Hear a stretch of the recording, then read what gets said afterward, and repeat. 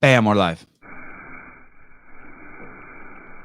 That's the sound of a 360-degree barbell brush by Hybrid Athletics. Good morning. Hey, David. Good morning. Let me fix my earphones here. Ah, there you are. Thanks for coming on, man. You bet. Looking forward to it today. Holy cow. David Rush. If you have not been to the David Rush YouTube channel, you should go there now, and you should go there with your kids.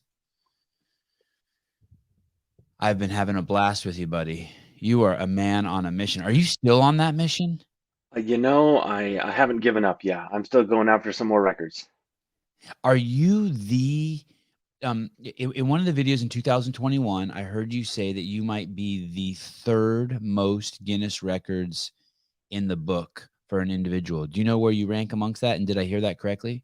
I believe so, yeah. Guinness doesn't track this anymore. They don't award a record for the most records, so as not to be self-referential, but they I do have a way to look up how many records each person currently holds, and I'm currently number 3 on that list with currently held records. That means I've broken them. They've been approved by Guinness, and nobody else has broken them. It's about 110. But you've held as many as 200? I've broken over 200 records. Some of those I've rebroken, or some of them I've lost. Okay, interesting. Hey, I know from your site. You are a gentleman. You seem to care a lot about kids, so I apologize for my crass language, but that seems like complete horseshit that they don't track the person who has the most records. That's insanity to me. Well, they know it, but they don't award a Guinness World Record for the most Guinness World Records, so as not to be self-referential. Sorry, and now we're about to go down a rabbit hole. As opposed to, and why would be? I was thinking that they didn't want to do it because they thought maybe it would be dangerous to encourage that. But what do they mean self-referential? Like, who So cares? referencing themselves. Yeah, I why mean, not? Do you know what I'm saying? Like, I there's gotta I guess then it could just be endless. You could be like, well, the book that has the most that documents the most world records is the Guinness Book of World Records. I guess maybe there's no end to it. I don't know. yeah, Seems odd to you me. could. I really like that as a record. Yeah, the other issue is not all records are made equal. I mean, I've made broken 200 world records, but there might be one record that one person broke that's more impressive than all the ones I broke and put together. All right. I won't beat a dead horse. Maybe I'll circle back to it. Hey, what's interesting is I've had a whole, this show's had a whole variety of people on it. And yesterday we had Patrick Bet David on it. He is a businessman, entrepreneur. And I was reading his book, Your Next 5 Moves. But I think one of the things that I remember seeing in the book is that if someone has a reason for doing something, they have endless energy. And and not only do you have, this may be, well, we'll find out if you push back. But not only do you have a reason, but you have a chip on your shoulder from the second grade. Chip on your shoulder might be a little bit strong, but you had something happen to you in the second grade, and also now you have a reason, a very noble reason. Can you talk about that? About breaking your records? Yeah, for sure. So I break these records to promote STEM education. It's science, technology, engineering, math. And the reason we need that is those are Glassdoor published a couple weeks ago that the number one job in America, and 24 out of the top 50 require STEM degrees. These are the jobs that pay the best, that the hardest to fill. They give you the most work-life balance, the most flexibility. And the problem is there's just a shortage of people going into those fields. And one of the problems is the STEM subjects are hard: math, science, engineering. And a student will fail a math test or struggle at science. And they'll have this fixed mindset that says, I'm not a math person. I could never become an engineer. And Stanford psychologist Carol Dweck talks about this in a book called Mindset. And you can either have a fixed mindset or a growth mindset. And in a fixed mindset, you're born with talent, skills, and ability innate to you. And all you have to do is discover how good you are at those things. Like you take a test, or you have somebody tell you, you try it out, and you're like, I'm good at this or I'm not. And if you're not good at it, don't try it, because you're not ever going to be good at it. But in a growth mindset is this idea that you can become better at anything with no hard upper limit. And so this is what I'm espousing, this growth mindset, and showing with a tangible example that if you set your mind to a goal, believe in yourself, and pursue it with passion, you can accomplish virtually anything. And in second grade, I tried out for the gifted program in school. I took a test. I didn't get in. I wasn't smart enough. Does that mean I couldn't become smart if I tried hard? Well, I kept trying. And by fifth grade, I did get in, but just for math. Does that mean I couldn't be good at science or history, language or literature? Well, I kept working hard. And by the time I graduated from high school, I was admitted into MIT, where I got my electrical engineering degree. And so I had this progression of being not smart enough to get into the gifted program in the public education system in Idaho to going to the top engineering school in the world. And how did that happen? It's because I believed I could get better. And I tell you, if I'd have believed in second grade when I took that test that I wasn't smart, I can guarantee you I wouldn't have gotten into MIT.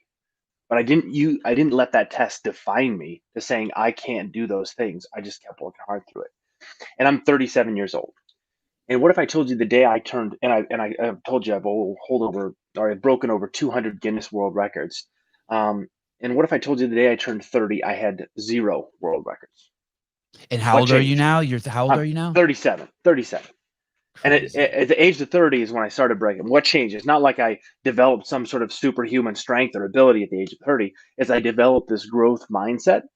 And it's also not that I just decided I wanted to break a Guinness World Record at that point too, because I dreamed about this since I was a kid. I mean, that was like the pinnacle. That would be so cool if I could break a Guinness World Record. And I even gave it, a half try for a few records when I was a kid. And I was like, those people have something I don't. There's no way I could ever break a record. Which records did you try as a kid? Which records did you try, or did you consider trying? Yeah, so one of them was I saw fattest guy in the world, heaviest guy in the world. One of them I saw was like the most glasses balanced on the chin. They got these pint glasses balanced to the chin, and I'm like, decent at balance. So what I did is I took my parents' 8-foot roll from the carpet. The carpet roll, the cardboard roll. So I'm putting this cardboard tube in my chin, trying to balance it on my chin. I just was able to keep it there for a few seconds. And I'm like, man, the glasses are going to be harder. It's going to be too hard. I'm just going to give up now. But what I've done since, I'm a juggler. And in college, I decided, I'm going to add balancing to my repertoire. And I started balancing things on my chin. And now I hold the record for, longest duration balancing a lawnmower on my chin, or the furthest distance walked with a chainsaw on my chin, those sorts of things. But that all happened because I had this growth mindset. What was the name of the book, or the author of the book, and the name? Carol something, you said? Carol Dweck, Dweck, and the book is Mindset, and it's a you recommend it?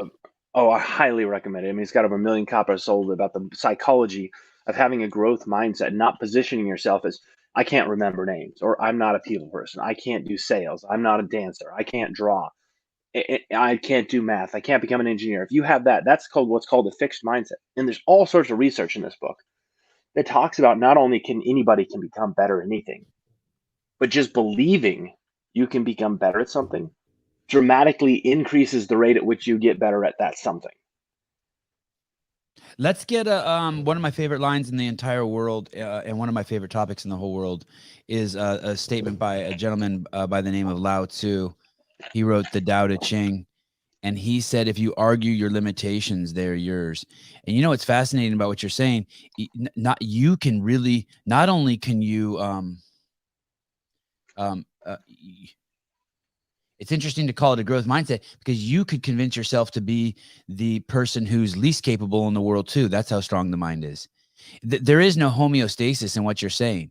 If you say it's not it's not like you're just like, hey, I'm just nothing.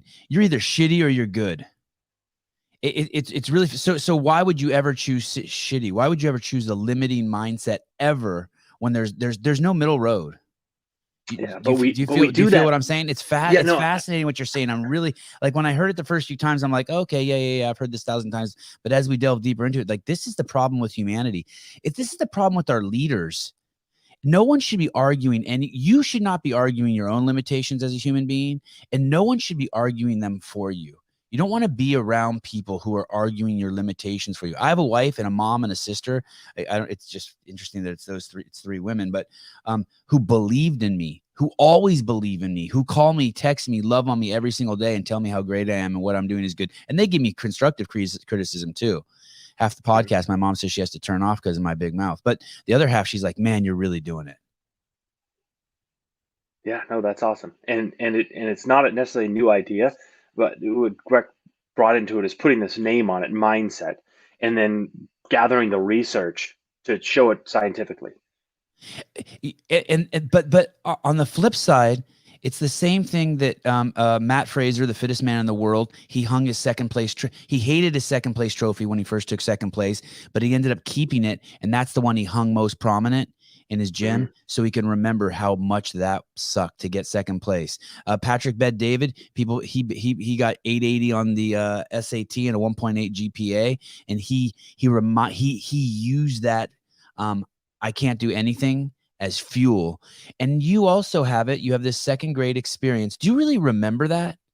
Yeah, no, I remember taking that test. One of the most vivid memories I had, it was I can tell you, it was at my grade school in the modular building, back right, go up the little ramp to get in, and there was a gal that was giving the test, and one of the tests was a puzzle. It was like an eight-piece puzzle of a soccer ball. And I remember it had like curved edges and lined edges, and I loved soccer. And this puzzle was only 8 pieces, and I'm staring at it, and I couldn't put it together.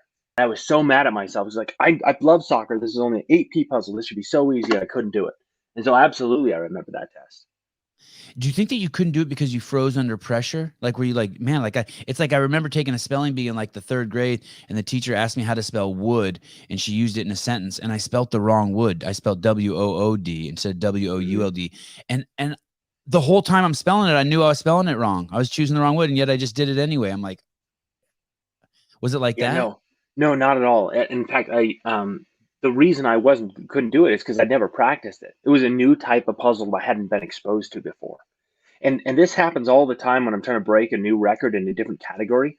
When I try something out, I'm often terrible at it. I'm nowhere even close. Like, for example, the first time I went to practice, the fastest time to pop 3 balloons with a nail blindfolded, or with my head blindfolded. So I'm wearing a blindfold. I got a little nail attached to my head. I'm trying to pop 3 balloons. I'm out there in the garage. I set it up, and the record's something like 4 seconds. And I'm out there with a blindfold on, swinging my head back and forth like this. And my wife walks out. She's laughing at me hysterically. It took me like 45 seconds, and I only popped one of the balloons. And this is what happens all the time when we try something new. We try to take a layup, or we, take a test, and we're under this situation where people can see us fail. And like, well, when you fail, you're like, I don't want to try that anymore because that hurt. That experience wasn't good. I got made fun of. I don't want to put myself out there. But if you, again, approach this with a growth mindset, this is something I can get better at. I went on and broke that record in, I don't know, a second. I broke all 3 balloons, took the record. But if I had given up on that first try, I would have had no idea what I was doing because I'd never practiced it. I hadn't been exposed to that before. Now, if you practice puzzles, you get better at doing puzzles. If you practice balloons, you get better at popping balloons. If you practice math, you can get better at math. And there are ways you can make your practice more effective, like, getting help when you get stuck, trying, having somebody that's done it before, repetition. And then when I'm practicing like physical athletic things like juggling or balancing, deliberate feedback is important. That idea of like measuring what you're doing, get it on video, get timing for how long it takes if it's a timed record, and then get that immediate feedback to understand, is what I did helpful or not helpful? I had this experience all through growing up. When they would pick teams in PE, there'd be two, the PE teacher would be like, in the 8th grade, PE teacher would be like, okay, David, you're a picker, you're a team captain, and Joe, you're a team captain. And all the guys would get picked, and then some girls would start getting picked, and then I would get picked. And I was always like not only the last guy, but some girls would get picked. And was it similar like that for you too? You couldn't catch a ball, like you were and I actually didn't mind it. For some reason I was like cool with it. Like it never made me I didn't care. I don't know why. Yeah. I should have cared. I should have like gone and hid in a hole, but I actually thought it was funny. Did you have something like that going on? Because I heard you say that you didn't know how to catch, and that's one of the reasons why you chose juggling, was to be like, okay, I'm going to prove that I can't catch a ball to save my life, but I'm going to become the world's greatest juggler. Yeah, so there was a couple things there, and I'll clarify the world's greatest juggler. So I'm certainly not that, but I am the world's okay. fastest. My words. Yeah, right. No. So in grade school, there was, I had an older brother who was 1 year older than me, but also had a different chemistry makeup in his body. He was loaded with testosterone. He was shaven by grade 7 or 6. He won best arms in school in the yearbook because his biceps were absolutely sculpted, and he never lifted weights a day in his life.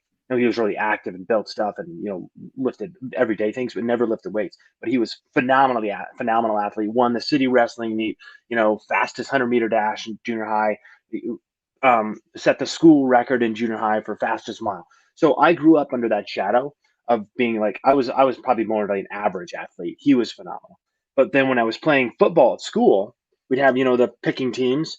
And, when I was playing with, the nerds, I was okay. But when I was playing with the kids that actually played football, the ones that practiced it, that had spent time on it, I would get picked last because they throw the football and I get so nervous I drop it. And so I was often picked last at grade school, at recess for playing or two-hand touch football because I'd always dropped the ball.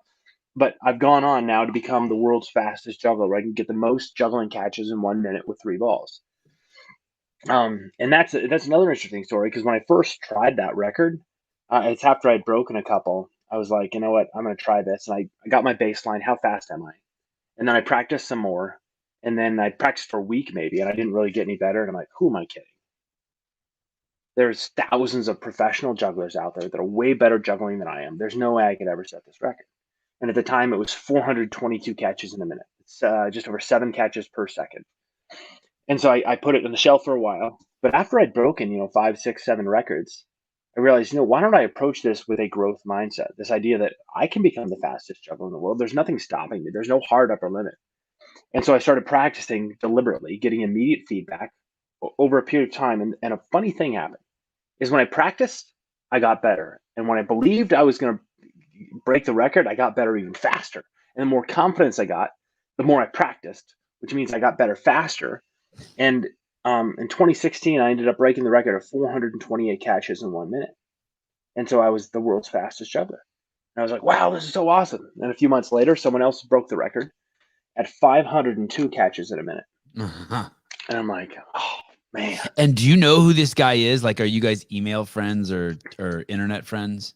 Not that guy. Okay. But at that point, I'm like, I'm not going to give this up. And it was actually, you can floss your teeth while you're on the show, by the way. Don't let this show we are free I don't know here. why I held up You the do floss. what you want to do. I want to see you do. You'd be the first, but it'd be awesome if you did it. I've got all sorts of stuff. Then I got my arm exercises with these chopsticks to strengthen my hands while I'm sitting here. I got the juggling balls sitting here. I just got random things. But I love it. So I go back to practice for world's fastest juggling, and this time I got 556 catches in a minute. It's like 9 catches a second. It's crazy. When I thought 7 was impossible. And you know what happened? Another guy broke the record, Michael Ferrari, out of, I think, Spain. And he is one of the world's greatest jugglers. He's one of the few that juggle 10 balls in a performance. I do know him. We chat back and forth. He broke my record, 558 catches in a minute. And so I had to go back and practice again. And now I currently hold the record at 586 catches a minute. That's almost 10 catches per second, sustained for an entire minute. And this is when I thought 7 was impossible. And I noticed you changed the angle of your hands when you went for your most recent record. There used to be like this side to side movement, and now there's this kind of like this like one's like here dropping them in, right?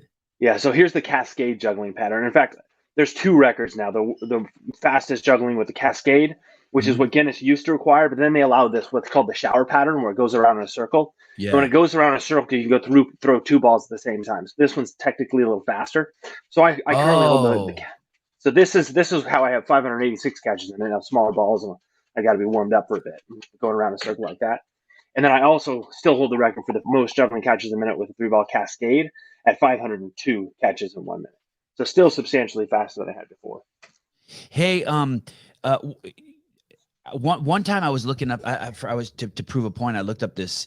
There's probably some name for this curve that it, being that you went to MIT. But I looked up the curve for people who could juggle 3 balls and then 4 balls and then 5 balls and then 6 balls, and you just watch that number just drop every time you add a ball, and it's crazy. And then you start getting to that upper top end of how many balls for the world record for most balls, and it's just like one person. I mean, it's nuts. Mm-hmm. Yeah, it's an exponential decay curve. On average, learning how to juggle might take 3 balls might take on average about an hour. It could take, a week but adding each ball becomes about 10 times as hard. So if it takes an hour of practice to learn 3, it'll probably take you 10 hours to learn 4. And so there's a lot of people there are tons of people that juggle 3, quite a few that can juggle 4 that maybe spent that 10 hours. The number who've spent the 100 hours to learn how to juggle 5 is just virtually nothing. And then 6, 7, 8, 9, 10, 11 is the most that have ever been. 11 balls is the most that's ever been juggled. And Oh, I so, thought it went up to like 15. That makes me feel better because I saw that and I'm like, how can that be? Okay, I must have been looking at it wrong. so juggled is qualifying juggling. You have to have twice as many catches as you have objects. So to Oh, juggle 11 wow. balls, you need to have 22 catches. Now, I believe there's the most ever flashed is means you throw all the balls up once and you catch them all is 14. Alex Barron is the one who's done that. And so he's thrown 14 balls in the air individually and caught all 14 of them. And so 14 is the most of the flash. There might have been, I think that's the most for anything. That's incredible. What do you eat, David? Have you changed your diet over the years? Yeah, no, I'm not a particularly a great eater. When I was growing up, I didn't really have a sense of like refined foods are bad for you, is sugar bad for you, and I've got some weaknesses. Like I'm a sweet tooth, and I like diet soda. So those are my two main vices right now. But for the most part, I try to eat a relatively high protein diet, lots of fruits and vegetables. But for morning, I really like my cinnamon toast crunch and Lucky Charms, but I put Oh, protein you're milk in it killing instead me. of the standard stuff. Oh, you're killing me. Oh, you're killing me. I'm gonna say something crazy here to you. Your skin has gotten like there's some you look like you're on the carnivore diet. Your skin is impeccable compared to where it was like 5 years ago.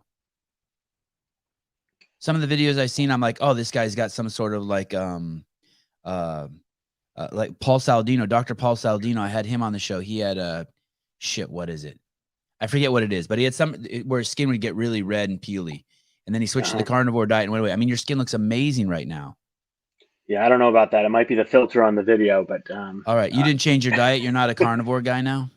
I'm not. No, I wouldn't call myself a carnivore. I do have a higher protein diet right now. Like I took my collagen powder this morning, and I make sure to get plenty of protein in my diet because I find that helps me maintain my fitness level a little bit higher. And the year before last, like in October of 2020, I did my longest Guinness World Record ever year. I did the furthest distance traveled on foot while juggling. And you got to be juggling the entire time. You got to be moving forward the entire time. And then what really threw me for a loop is Guinness says nobody can feed you food or water. And I'm like, well, I can Eczema. only run Eczema. about. Thank you, Melissa. Eczema. Yeah. You used to have eczema. You don't got it anymore. Sorry. Go ahead. Nice. So I'm like, well, I got to carry. I can only run about 15 miles without food or water. So I had to wear a Camelback with me, stick in my mouth, get some electrolyte drink in there to keep going. And I ran 29 miles straight while juggling. And after about 5.5 hours, I finally dropped the ball, which ended the attempt. And then a year ago, I had my appendix out. I had appendicitis and then some infections after that. So it knocked off my fitness levels dramatically. And so the last several months, I've been trying to get back in shape. I'm going after some running, fastest mile, fastest 100 records this week, 100-meter dash records this year. Wow. And so I'm doing sprints and trying to get back in shape. And so I've been working hard at that. And so I'm trying to eat a little healthier. And I started on Christmas Eve. I started a new workout regimen of every day I'm going to do 50 push-ups and sit-ups. Mm-hmm. And then every day I increase that number by 5. Oh. And so yesterday was 425 push-ups and 425 sit-ups, and today's 430. Dude, you look great. Congratulations. That's awesome. Do you have Thanks. kids? Yeah, I do. I've got a 3 and a 5-year-old boys, and they're a ton of fun. Yeah, I have 2 5-year-olds and a 7-year-old. And I just can't get enough of them. I just want to just party them. You must be. Are they fascinated by dad? Are they figuring out what dad's doing? Are they tripping? Not really. I mean, they have fun with me. I mean, they'll juggle with me, and they'll do keep you up, and they want to bounce on the pogo sticks and the balance boards, and they play with all the toys. But they have no idea. I mean, they think the Guinness World Record logo is my logo. They'll see it. Hey, Dad, there's their logo. But they have no idea that a Guinness World Record is supposedly this mystical, cool thing that people do. They just think it's part of life. Are you disgusted by the soft sciences at all? No one's listening. Let's just talk me and you. There's science. There's physics, there's biology, there's these real hard sciences. There's like 4 of them. There's math, and then there's all this, my words, not yours, horse shit out there. They kind of do they bother you at all? Sociology majors? So I don't know. They certainly don't bother me. There's a place for them, and there's a lot of nuance. You're a good dude. In understanding what. Now here's the deal. So one of the ones that fascinates me the most is actually psychology, because you might consider it a soft science. It's not hard and fast rules because it's how the brain works and how people think, and it's not the same. It's not repeatable and the same in every person every time. But statistically, you can draw bell curves about how this percentage of people are going to react this way, this percentage are going to react this way, and this percent react this way. I can't tell you how each individual person react, but I can tell you on a whole, this is how people are going to react to a situation. And so psychology about how people have I'm just trying to come up with an example of, fear. Like, hey, when you're in a fearful situation and you meet a cute girl, your heart rate increases, you start perspiring, your hands get sweaty, and they did a study on the Capilano Suspension Bridge in Canada, which is the tallest suspension bridge in North America, maybe the world. And they did a study where they had this girl give these people, they met them on the bridge and gave them, my name's Ashley, here's the phone number, call me. And then that same girl says, my name's Emily, here's my phone number, call me. Same phone number, different name, at a different place in the park. Mm-hmm. And what happened is the guys that they met on the bridge called back way more often than the guys she met off the bridge. And the guys were like thinking, hey, my heart rate's increased, I've got perspiration. And they're attributing it to this girl they're meeting on the bridge who's cute. And so they call back thinking, I must be attracted to this girl. But your body can't distinguish those physical reactions from being on it from a cute girl or being scared because you're on a bridge. And it's called the misattribution error. You misattribute your attraction to this girl because you're having the physical symptoms of it. And those are the sorts of things that kind of just absolutely fascinate me. And there's tons of examples in psychology about people and the way they think and how they treat people. And, if you tell a student, you break a student, the class experiments, you can't run anymore, but tell half the class you're dumb and you people are smart. The dumb people will start believing they're dumb and the smart will believe they're smart. And it's all psychology. Yeah. You tell people they're sick and they'll start believe they're sick. You tell there's people there's something to be afraid of and they'll be afraid of it even if there's not. It is we're seeing one of the most fascinating experiences unfold right before our very eyes today. Does he have no, I wonder what his Fran time is. No, wrong one. Does he have an Instagram? So I try, it takes a little while to get a hold of David Rush if you use Instagram. He's not, why aren't you a big Instagram guy? It seems like Breaking World Records is made for that platform. So my problem is I didn't have notifications set for Instagram. I run all my social media channels, and I have a full-time job. I am a product manager at a technology company, and breaking records is a side hobby. And so I do that. I spend time on it. But on Instagram, I didn't have notifications. So I had all these messages backed up from people requesting, hey, can you have me on the show? Or I want to do an interview, or I want to say hi. And I didn't see any of them. So my Instagram is David Rush Speaker, I believe. I'm gonna see if I can. Yeah, my website's davidrushforstem.com, davidrushforstem.com. And then there's a pop-up on my website that has all my, Facebook, Twitter, Instagram, YouTube. Does that look right? I changed your name. Does that look right? Yeah, that's my Instagram handle. Bam. There we go. When you were doing the slowest juggling, your heartbeat went up to 185. Mm-hmm. For the slow, will you explain to people what the slowest juggling is? That 1 minute record. That was fascinating to me that your heart rate went up like that. That looks really hard. By the way, that looks really hard. Yeah. So we talked about the world's fastest juggling, the most juggling catches a minute. The flip side of that is the world's slowest juggling, the fewest juggling catches in a minute. And the obvious loophole everybody thinks about is, well, don't juggle. No, you got to be juggling the entire time, which means you got to have 3 balls and one of them in the air at all times and a second one in the air as you're juggling. And to do that, obviously there's 2 main components of it. One is you got to throw the ball as high as you possibly can. And so when I broke it, I did it at the Boise State blue turf, the football field. Yeah, it's a cool video, nice, by the way. Open space. Very cool video. And I was throwing the balls about 1.5 times the height of the field goal post. So throwing the balls as high as you possibly can. And it's got to be accurate because it's pretty much straight up, because even 1 or 2 degrees off, you got to take a couple steps to get back in a position to catch it. About 4 or 5, 6 degrees off, you're running off the field and it's impossible to catch. So throw it as high as you can, possibly straight up. And then the second piece is you got to maximize the unique hang time of each ball, which means you have to wait until the last possible moment when this ball's coming down before you throw the next one.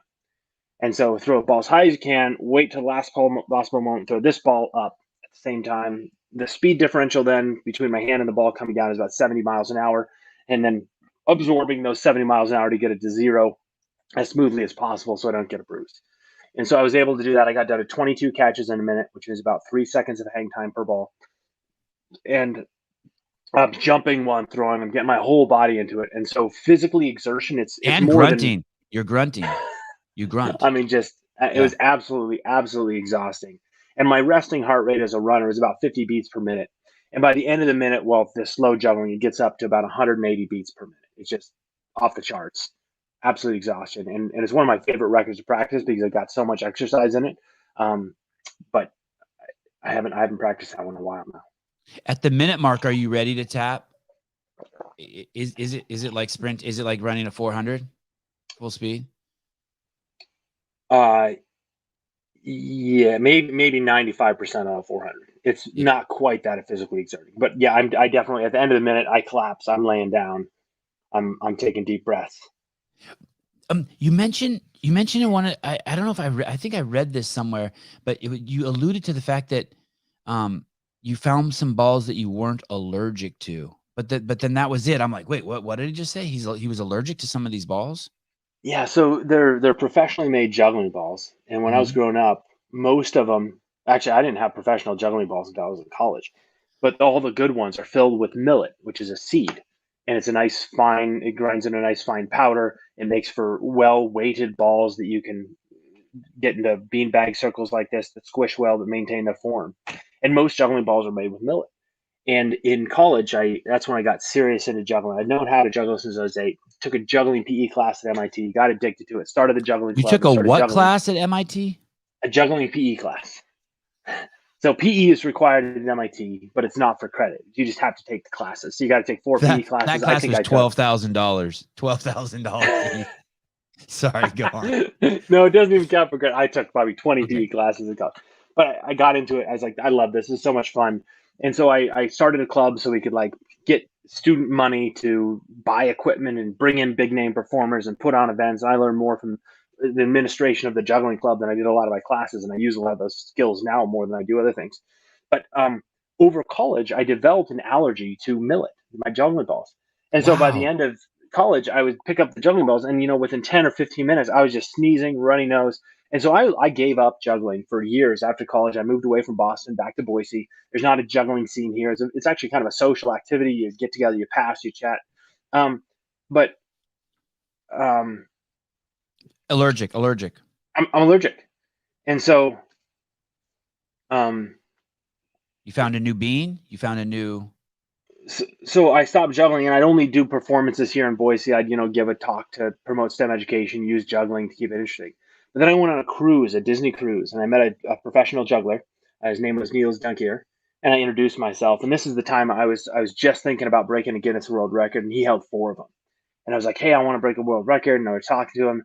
And the other thing I did when I traveled to New Zealand, um, they took out my juggling balls, and I'm like, oh yeah, those are just my juggling balls. They get inspected all the time in X-ray. And the gal says, hey, are these filled with a seed called millet?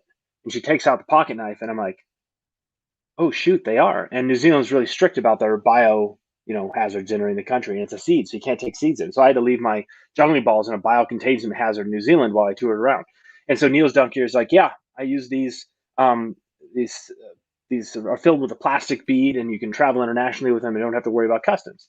I was like, well, that's really interesting. So I bought these new juggling balls that are filled with a plastic seed. They're still weighted great. They feel awesome. And that's when I got back into juggling on a regular basis and started juggling, for practicing for longest duration juggling, joggled for a few thousand miles and got back into joggled. breaking these Did you coin world that? records. Joggled? Did you coin that? No, no, Oh, there's a sub scene of a few thousand of us jogglers that run while juggling. Juggling is a portmanteau of jogging and juggling. I appreciate you. I am a notorious interrupter, and you are a man of immense focus, and I appreciate you dealing with my interrupting and then continue your stories. Sevan is not allergic to any kind of balls. Well, thank you, Bruce. That is correct. I'm not actually a ball aficionado, but I have yet to be. Do you get a lot of ball jokes? And did the jugglers do a lot of As ball a testicle jokes? as a juggler, I have never told a ball joke. But I've you've heard heard them a all, and lot. I don't. You've heard a lot. I'm big into CrossFit. And I was when I got into CrossFit in 2006, I didn't know anything about the Olympic lifts, and they got one called the snatch and one called the jerk. And even though I was 34 years old, felt like I was 7 again. I would chuckle every time that anyone would say those words. Here's a science question for you. When you drank the lemon juice, when you were, by the way, that was a great video. First I thought I give a shit, but the best part about that video was you reported every hour about the symptoms, and I really liked that. And I think after a day, after like 20 hours or 24 hours, you still reported to the camera about some of the symptoms of drinking all of that lemon juice. And I was really liking that. And one of the things you said is my teeth are a little bit sensitive. And I was wondering if is that from the lemon juice passing through your mouth, or is that like something happened? And I'm using this word not knowing the definition of it really. Is that something that happens systemically? Like, is it? Do you know what I mean? Like, Yeah, no, I'm not 100% sure. I have a suspicion that the primary reason they're sore is because when it's passing through the mouth, the lemon juice gets on the teeth themselves, and does something to the enamel and makes them sensitive. And so I notice that when I have a lot of highly acidic foods, my teeth can get a little bit sensitive. And then and I don't think it was systemic, but I probably was burping up some more acidic saliva at that point. right. And because the lemon juice was in my mouth, more acid was in my mouth. Excuse me, the lemon juice in my stomach, so I had more acid in my mouth, so the acidity was increased, which increased my teeth sensitivity. That's my suspicion. Right. Okay. All right. I like that. I'm going to go with And that. I don't like eating records, or like the mass eating records like lemon juice and lime juice. I did not enjoy those at all. But I was trying to, have this growth mindset, branch out. I'm going to try something new. And so that was better. Though the eating records I do like is like the most peas eaten with a toothpick in 30 seconds. Way more fun. Because at Yeah. 30 seconds, I mean, after 49 peas, it's not like I'm stuffed to the brim.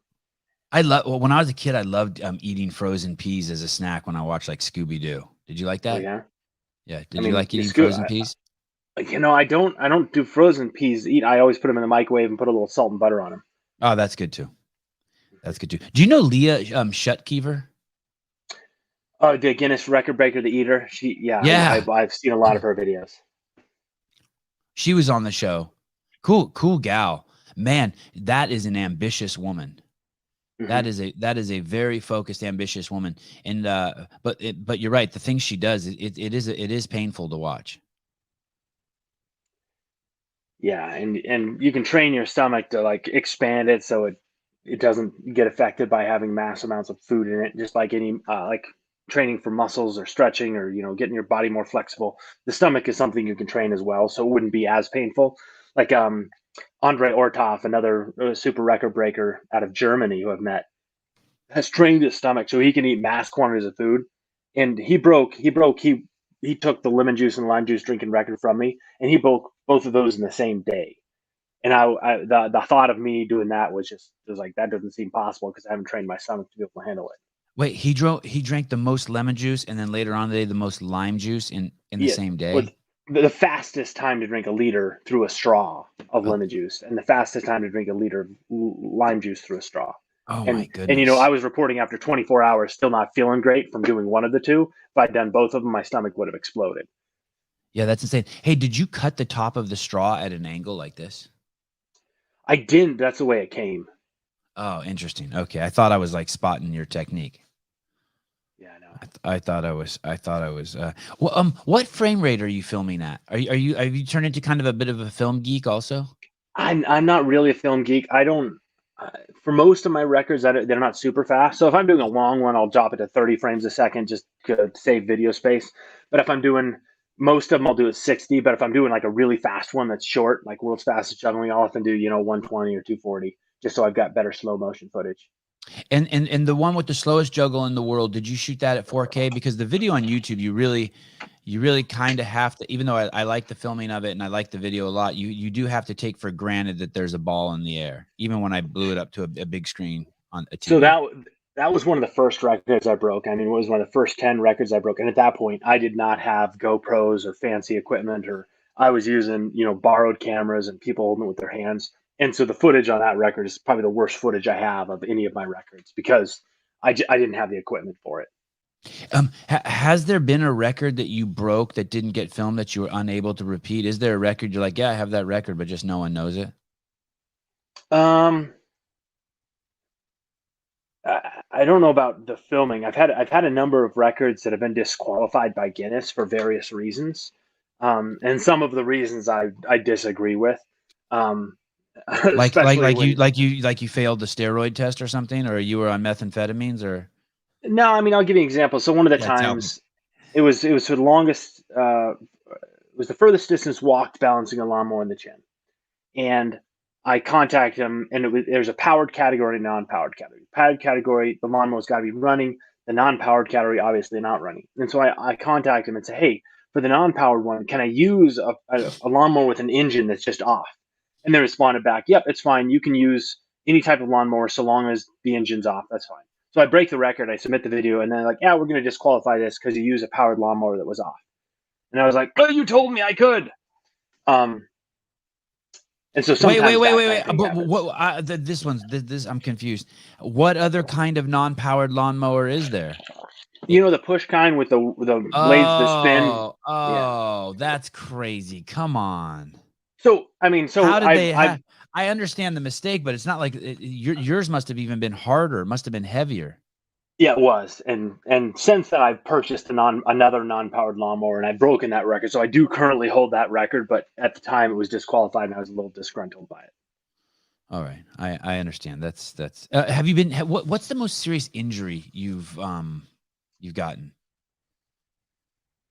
So I don't know about injury, but you know, I've had like meningitis and shingles and my appendix out. Those are all things you don't normally have by 37. No. I don't think any of them were record related. In terms of actually breaking Good. records or Yeah. practicing them, I Yeah. don't have that many injuries because I'm focused. I've had a number of other injuries, but not usually for breaking or practicing a record. I mean, I've cut myself a few times.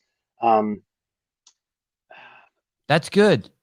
That's but good that you okay, so the worst injury was actually before I ever broke a record, and it was a running related injury because the first record I ever broke was 2015, and it was for longest duration blindfolded juggling. But before that, I trained for 2 years because I was going to run the fastest 800 meters juggling.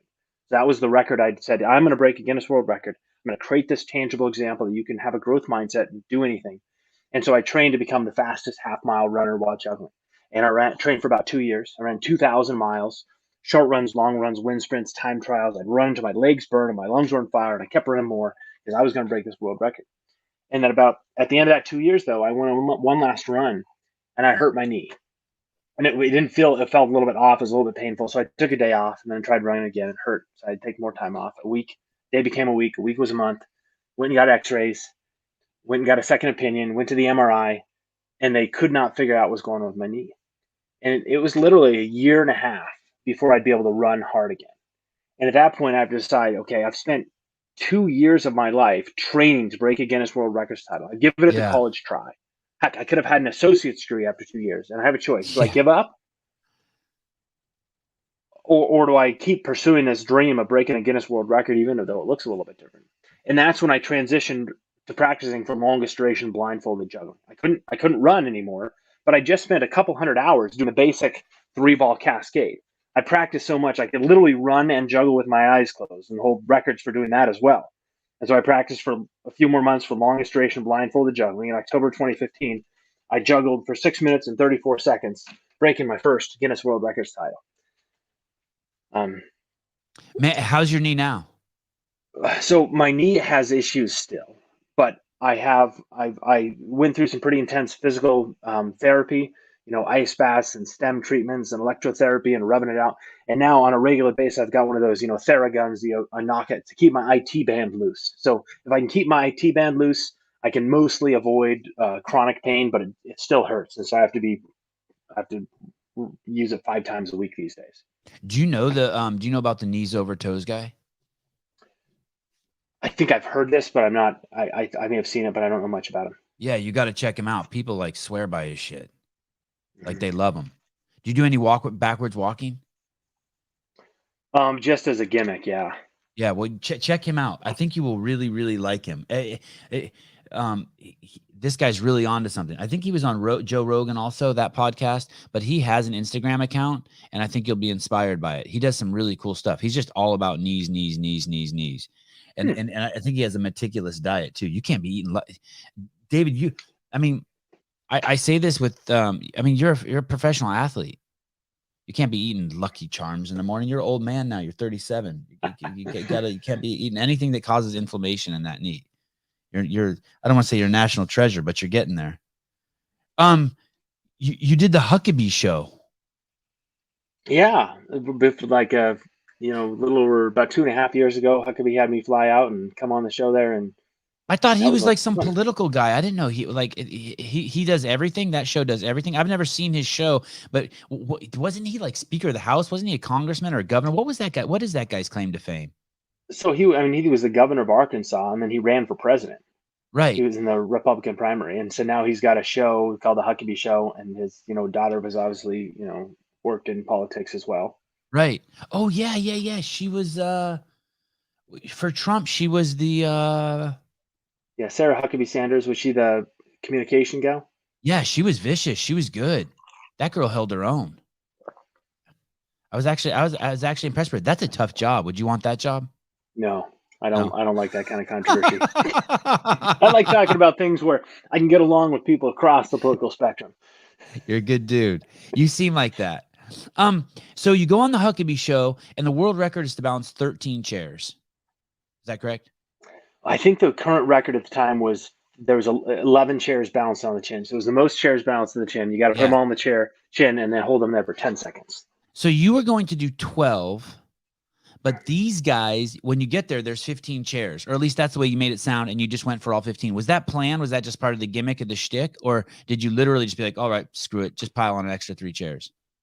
It was a little bit of both. I was like, okay, I knew we were going to have 15 chairs, and I think I actually started with 15 chairs in the show, but I balanced them there, and I think I made like 6 or 7 seconds the first attempt, and the second attempt was like 8 seconds, and so I was taking off a couple of chairs, thinking, okay, I'm going to take off a couple of chairs, I can still break the record, and then I realized, the heck with this, I am taking off 2 chairs isn't going to make me bounce the last 2 seconds. I just got to focus and make sure I don't get nervous doing this. So I put the 2 chairs back on, and the audience was obviously supportive, and I put the chairs on my chin and kept them there for 10.5 seconds. So I got all 15. And you did it, yeah. The spotters, are those just dudes? Are those Huckabee dudes, or are those your dudes? Those were Huckabee crew. And do you coach them ahead of time? So basically what's happening is by the way, those guys are standing too close to you. I need to go with you. You need me to just be on the road with you. Be like, gentlemen, stand back. If those would have fallen off, Huckabee's not an agile man. He's the size of 3 or 4 men. And he's standing close to you. He's not paying full attention. He's got a little bit of metabolic derangement from his diet. One of his eyes isn't doing the same thing as his other eye. That's from eating too much Lucky Charms.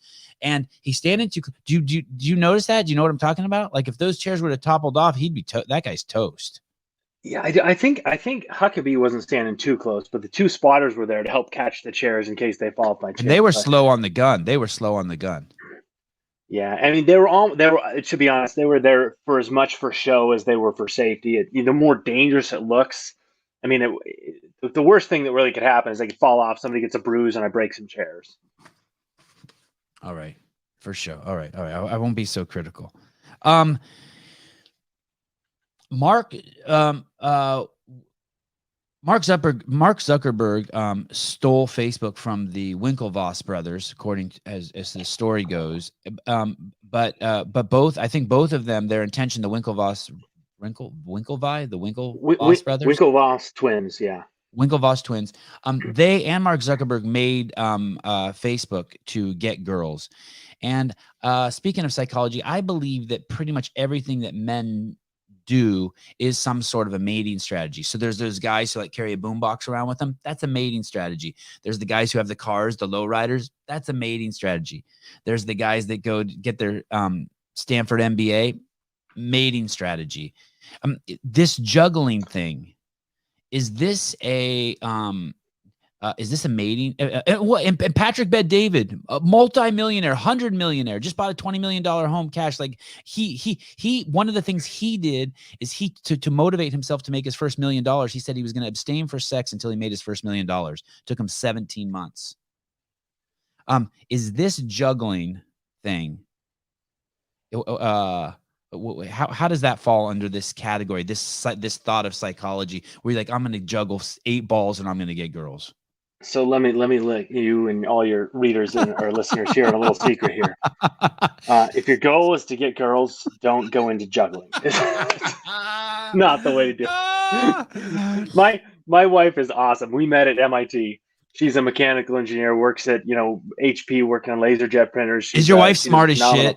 Is she smart? She is. She is. Is she a critical thinker too? Is she?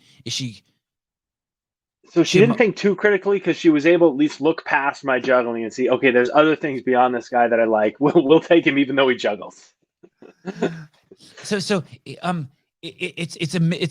under this kind of like theory of thought, it's a misplaced use of male energy juggling. I mean, there must like, have you done any research? And you're like, well, the Ukrainian warriors did this in order to conquer villages and get the women, or the Maasai did this in order. Like, is there any like, you got any like, no, what's that called? Folklore, where you can be like, this is some real man shit I'm doing over here. No, and there's plenty of gals that juggle as well. And I founded the juggling club at MIT, but my co-founder was a female, and so we had a mix of people there. We just liked hanging out, having fun, bit of quirky personalities. But I don't know that there's anybody at MIT that doesn't have at least a little bit of a quirky personality. And then you mentioned Facebook. I got a little story here. Please. My friend, I was at MIT, and I started in 2003. And Facebook was started in 2004, and it actually started as Hot or Not was the name of the little app that Zuckerberg created about scraping. He got in trouble because he actually illicitly downloaded the images from all the class of the houses that people lived in, and then he used those images to put two faces up. You pick which one's hot or not, and then he almost got kicked out of Harvard for it. And the funny thing is, my roommate in freshman year, his brother was suite mates with Mark Zuckerberg and actually almost got kicked out of school with Mark Zuckerberg because of that Hot or Not app. Your brother? And so when my roommate's brother. Oh, okay. So I was a roommate at MIT. My roommate, basically his roommate was Mark Zuckerberg, or his brother's roommate was Mark Zuckerberg. So I'm one degree of separation. So when Zuckerberg started Facebook, my roommate's dad was telling him, don't get involved in that. You almost got kicked out of Harvard. And then we wrote a book about it. It was like called The $1 Billion Mistake. And at this point, it'd be worth, the $10 billion mistake. So I was one of the first people on Facebook back in the day because MIT was the 10th school that was allowed on. It started at Harvard and then went around the Ivy Leagues. And so Facebook for me, when it first started, it was just this social thing that I did. And all my friends were at MIT, maybe a few at Harvard. And then it spread down the East Coast and across West. And so when my first time I saw a friend from high school on Facebook, I'm like, wow, this thing has grown. It's gotten big. And so that was a pretty interesting experience for me. Yeah, small world. Yeah. Hey, what is the ratio of men to women in juggling? Is it like low riders? Like there's just no girls doing it? Like I never see any girls riding low riders. Yeah, I couldn't tell you the ratio, but it's probably over, obviously over 50%. At the MIG Juggling Club. Wait a second. What do you mean over 50%? You mean like over 90% men? I don't think it was that much. At MIT, it was probably, 60-40, 70-30, somewhere in there. I personally am racking my brain right now. Now I'm not big in the juggling scene. I'm just like walk by Pier 39 in San Francisco, or like, like my kids play tennis a lot. So I'm around a lot of balls, but I don't think I've ever seen a woman even attempt to juggle. I can't pick. I'm 49 years old. I can't picture ever. I'm sure I could Google juggling women and it would rain down juggling women. No, there are a lot at MIT, and actually MIT makes a concerted effort to build up both the genders and give them involved in our sorts of things. So Mr. Rush, sexes. Build up both sexes. Okay. Yeah. Just checking. All right, and then sorry. I'm really particular about words. Sorry. Yeah. So the ratio is I think 55-45 men to women at MIT. And so versus like Caltech, which has a much more skewed ratio. And so I was surrounded by a lot of very smart women when I was going to college. And frankly, the best thing I got at MIT was my wife. It was my favorite part. That is cool. I got my wife out of college too. I wonder what that ratio is now, because women are kind of taking over the college scene, aren't they? Every time I hear some stats, like worrying stats about the country, it's just that women. Well, the worrying stat isn't that women are taking over; it's that men are falling behind. Yeah, more in terms of enrollment in college. Yeah, I believe there are more women that enroll in college than men, and the men enrolling is declining. Where And so when were I you? when I Go ahead. so Go when ahead. I promote STEM education and getting, pursuing things that you're interested and passionate about, and don't let um, difficulties or struggles stop you. And it's not necessarily all about a 4-year engineering degree. I mean, there's tons of, 2-year degrees, technical schools, trade schools, learning how to repair a car. It's obviously very important. There's tons of technical skills you can get even without a traditional 4-year degree. So I'm not necessarily espousing college is the only way to go. You can go get, a 2-year technical programming course to become a computer programmer, computer engineer. And those skills are going to be very valuable now and in the future. And computer programming is one of those skills that is super, super valuable today that anybody can learn with enough dedicated energy and effort. And there's lots of jobs you can get in that industry right now if you're looking to make a career change. Yeah, it seems like a lot. Yeah, it seems like it's the future. Programming. I mean, if you think about it, basically everything you touch that runs on electricity, that has power, has some sort of computer chip inside of it today. Requires some sort of code to run, whether it be a light, flashlight, a computer, your refrigerator, your toaster. At this point, everything's got an integrated circuit. Everything requires code, and that's not going to change anytime soon. It's just going to become more prevalent. Nuts. Hey, there's you talk about two different records that exist that you break, and then creating new records. Tell me about that creating new records piece. Yeah, so most of the records I've broken, the 210 or so, are existing records. I found them, somebody else broke them, the rules were already created, and then I just had to apply, get the rules, find out what they were, and go practice and break a record.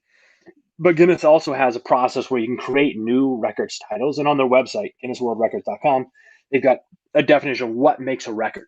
And it's got to be, specific. It's got to be breakable. It's got to be measurable. They don't want it to be location specific. So you can't say I'm the fastest person in Idaho. You've got to be the fastest person in the world. And it's got to be measurable, and it's got to be a non-arbitrary time. So it's like not the most darts popping balloons in 45 seconds. It's okay. We'll only measure that record for 30 seconds or a minute. And so you can create records on the website. And I've created a few. For example, the world's slowest juggling, the fewest juggling catches in a minute. It was tracked in the juggling community, but it wasn't a record Guinness tracked. But since they had the world's most catches in a minute, it made sense to track the fewest catches in it. So I contacted Guinness, created an application, fewest juggling catches in a minute. I proposed some rules to them, and they said, yep, that's something we'd be interested in tracking. So we will create this new records category for you. The minimum is set, I think, at 26 catches in a minute, because that was what the juggling community had tracked based on publicly available evidence. They said, you've got to get less than 26 catches in a minute, and we will recognize you as a Guinness World Records title holder. Yeah, that's a good one. That's brilliant. Do you think of that now? Every time there's a fastest, you're like, okay, what would the slowest look like? I mean, it seems like just like a smart way to go. Yeah, it doesn't really apply very well unless there's some limiting factor that makes slowest interesting. Because gravity is the limiting factor for world's slowest juggling. But if you're talking about the world's slowest 100-meter dash, that doesn't make sense because there's no limiting factor there. It makes it difficult. The candles, these 100 candles you put in your mouth. Yeah, the most lit candles in the mouth. Yeah, is that scary? As that flame's getting bigger, I'm like, I mean, that's a lot of heat coming off there. Was that nuts? I mean, just a little bit. The bigger issue is all the beeswax that's dripping down, because you got 100 candles in the mouth that's sticking out. There's a big fire flame. Now, when I was breaking that record, I was in front of a live audience of a couple hundred people, so I got all the adrenaline, so I don't really feel the fear. But then there's just wax pouring down from the candles. That was kind of the coolest part about it. Yeah. And so I was doing a TEDx talk here in Boise, so I was like, I don't want to ruin the red dot, so I had a big piece of cardboard that it all fell onto and splattered around, and it was a little concerning, but the adrenaline kept me from being too afraid. And I'd done some practices, so I knew it was what was going to happen with a few less candles. But that record's been taken from me, so I've actually recently purchased candles and should be taking that one back soon. Do you get a gag reflex when you do that? The whole time you're putting those in, I feel like I would be gagging. Or you just don't make sure that they don't go in far enough. Yeah, they don't go in far enough. The bigger issue is just stretching the mouth out big enough to get all the candles in, and then making sure the wicks are all the same length out of my mouth, so they all light at the same time. Now, working on the gag reflex, I had the record for the most blueberries stuffed in the mouth, and then coming back out. Then they have to come back out whole. If they're smushed, they don't count. And that one, I absolutely had to work on the gag reflex. And I'm coming up on my got to go to work here in a few seconds. Okay. One time, I'll tell you this quick story, and then I got one question for you. Last question. Yeah. One time, as a joke, I tried to put this microphone in my mouth during the show, and my jaw cramped. It was fucked up. Excuse my language. The last question, and thank you so much, David.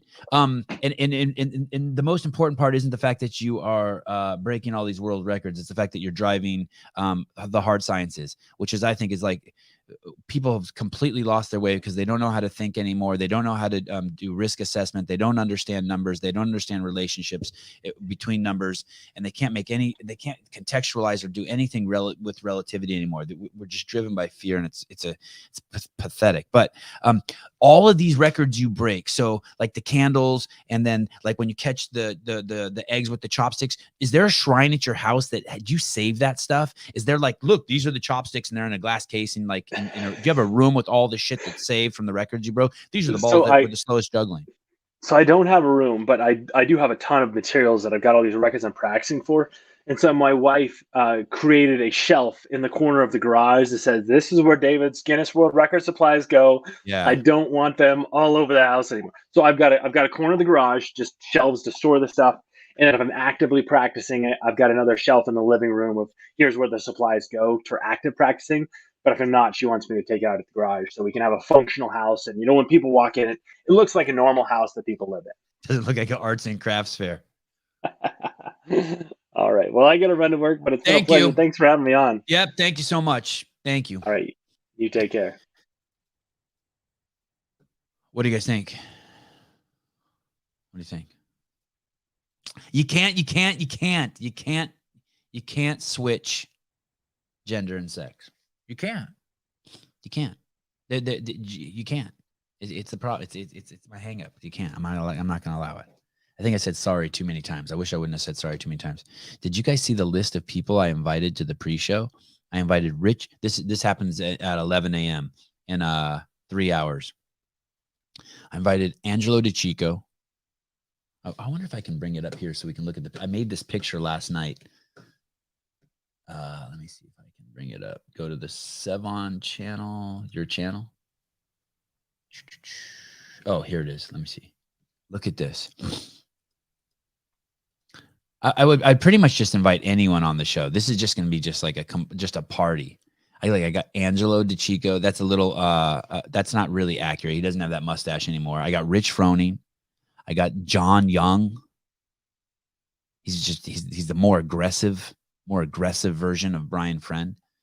I got Travis Mayer on the invite list. I got Dave Castro. You think Dave Castro is going to show up just to say hi? Jason Kalipa. That guy won the games like before there was electricity. James Hobart. Look at these guys. And then me. So that's 1, 2, 3, 4, 5, 6, 7, 8 people. Let me see. I should probably text. Oh, yeah. We will be on for an hour. Drop in any time. Come and go as you please. I'm texting Travis. He said he's claiming he claims he's watching the kids. I wonder if he is or he's just trying to find a way out. What's he doing? Dun, dun, dun. Oh, look at this. Look at this. We just got I just got a text message from Gabe over at Paper Street Coffee. I probably shouldn't just read people's text messages out loud. Hey guys, I was thinking about doing a contest and giving away a free Paper Street Rogue barbell to your listeners. Yeah. The last contest I was supposed to give these away I was supposed to give these away. Those of you who won them, I think I never mailed your prize. I suck. I make fun of Craig Ritchie for clickbait. Well, at least he probably, when he says he's going to send you guys a prize, he does. I didn't send any of you. I think it was a lady and a dude. I think Logan Mars may have been the guy that won. I forget who the lady was. DM me again. Keep bugging me. If I don't send you your prize, keep bugging me. Yeah. Free barbell. That's what he says. I mean, that's not for certain. He's probably just brainstorming. He probably didn't want me to say that. That's a good dude, by the way. Paper Street Coffee.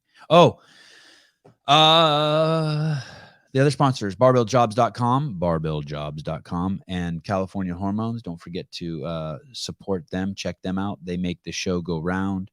Paper Street Coffee. This is the cup Gabe sent me. It's a Yeti cup. I'm assuming he ordered this from Yeti and had them put these stickers on it. But Yeti, maybe Gabe, you should ask for your money back because the stickers are falling off. 11 a.m. We will be partying with the big boys. I'm tempted to invite Colton Mertens. I wonder if he would talk if he came on the air. Wads on me sent me a bunch of stickers.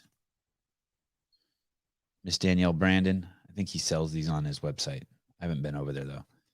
Jason Hooper. The Machine. He's nicknaming people, too. For those of you who don't know, I made up TDC, the Dave Castro. That was mine. Colton Mertens. I want to stick this on my microphone, but it's not a CrossFit show. I got these other wads on. Oh, look at this one. The evening wipe down. I think this is to make fun of the morning chalk up. Morning chalk. God, how much better would it be if they changed the name to morning cock up? Does every man awake with an erection? Is that's normal, right? If not, I need to see a doctor. Guys, I hope you love that. It is I did not nickname Jason Hopper. No, I did not nickname him that, Eric. Jason Flopper. That was someone in the comments. I actually don't approve of that. I actually, it really upsets me that I think that that's actually even funny. So it's a guilty pleasure I have. I'm looking at my notes here. You guys want to see something interesting that I saw yesterday? Let me see if I can find it over here. I need to do a live call-in show. My notes for the live call-in show are starting to get huge again. But I want to show you Instagram.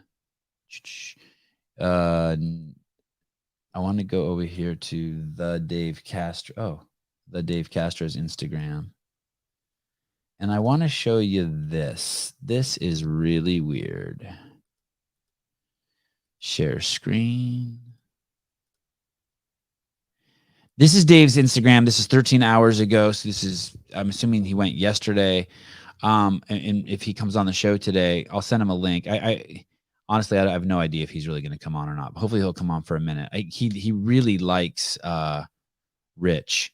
And I saw that Jason actually went out to the ranch the other day, too, to do some shooting with his son. So I'm guessing that him and Jason are talking. But there is no reason for Dave Castro to go to Palo Alto. If you guys don't know about Palo Alto, it is the Mecca for everything money. It is the home of everything. It's where Apple is, Facebook. I mean, it's Netflix. It is. So if Dave's going over there, I have to assume he's meeting with people with a shitload of money.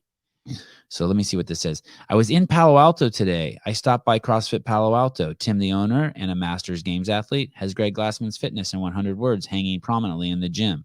Cool to see old school gym like this who still proudly support and give credit to what Greg created.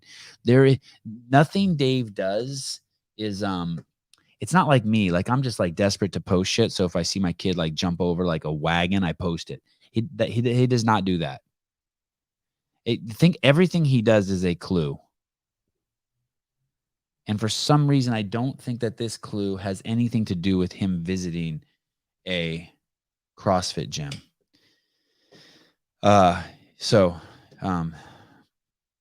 It's just, I found that. I called him to see what's going on. Hopefully he'll call me back and we'll find out. DB7 is an absolute animal. Hoping she challenges for the podium this year at the DEI games. Danielle Brandon 7. Why do you call her DB7? Why is it called that? Let me see. What's her sticker? What's that in reference to? I hope he visit. Bro. Susan, he ain't visiting your ass. Your ass is out in the sticks. Yours is where like the dudes only make $500,000 a year live in your hood. Susan, you're in millionaire land. You ain't in billionaire land, boy. You ain't coming out there. Come visit us. It is weird. I'm telling you, it's weird. It's weird. It's weird. I hope whatever he does, he needs a media guy. I really am the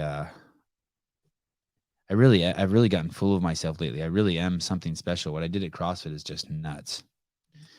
I've had time to reflect. I like what I see. All right, guys. David Rush was great today. We will be back in 2 hours and 49 minutes. If you didn't watch the podcast from yesterday with Patrick Bet David, you should watch that. The one today, actually, I thought was pretty cool too. That dude's pretty cool.